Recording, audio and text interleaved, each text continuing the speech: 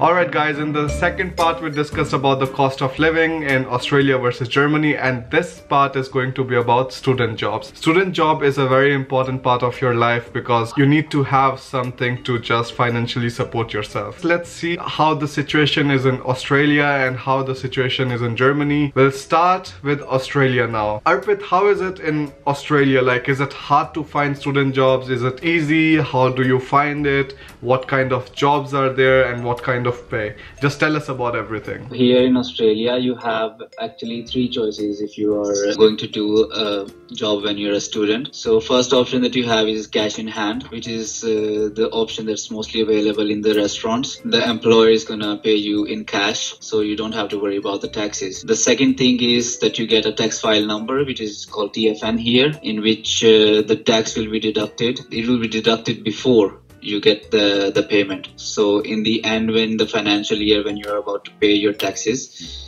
so you will get your money back as super if you're working in the TFN. And the third and last, it's the ABN, which is the Australian business number, in which you can work as a sole trader and you get the chance to pay your taxes by yourself. Like, your taxes will not be deducted by itself, but in the end of the financial year, you have to pay your taxes by yourself. If you are working maybe for a food delivery driver or as a taxi driver or maybe something like that, so it all requires the ABN. Okay, so you need to have the ABN for that. Also, for student, you have the restrictions of working. So you have like 20 hours per week. It's the same in Germany. You're just allowed to work 20 hours a week. And when you're on holidays, it extends to up to 40 hours a week. So obviously you can earn more during the holidays. For me, I'd say it's very easy to find the jobs here because there are a lot of options in which you can choose from. So it completely depends on you. In the university also you can find the jobs, but there also your hours will be restricted. It's not really guaranteed that you will be getting a job for 20 hours a week.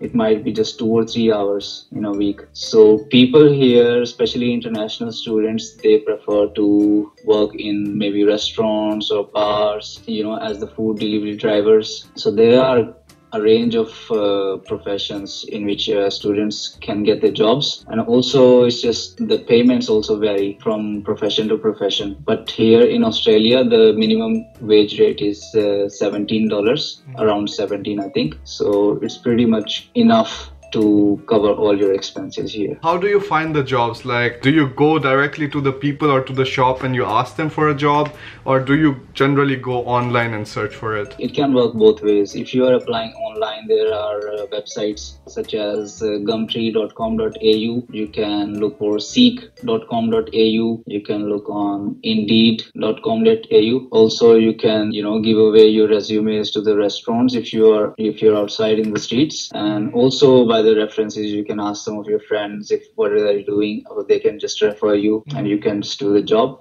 So these are the three options. And Arpit, give us some numbers, like what kind of money or what kind of dollars per hour do students earn in Australia? I mean, it depends from profession to profession, but still like a number. As I told you before, that the minimum wage rate here is $17 per hour. So it doesn't matter which profession you're working in, you're gonna get $17 per hour.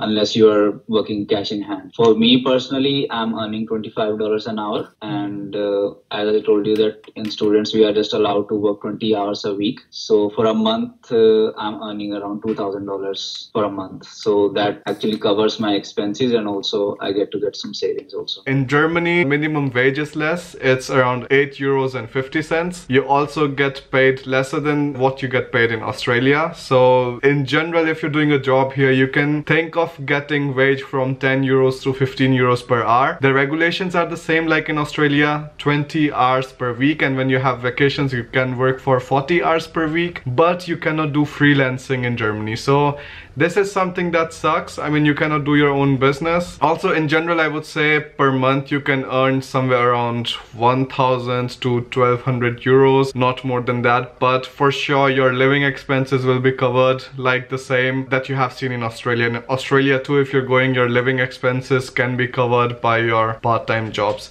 But Arpit and I, we both recommend you to like study, like put more time in study and not just, you know, go completely crazy on working, because in the end, if you have good grades, if you have good CV, that will help you in getting better jobs. So guys, this was the comparison of student jobs in Australia versus in Germany. Subscribe to this channel, share this video to your friends, give this video a thumbs up, and we'll see you in the next video where we're going to discuss about the living environment in Australia versus Germany.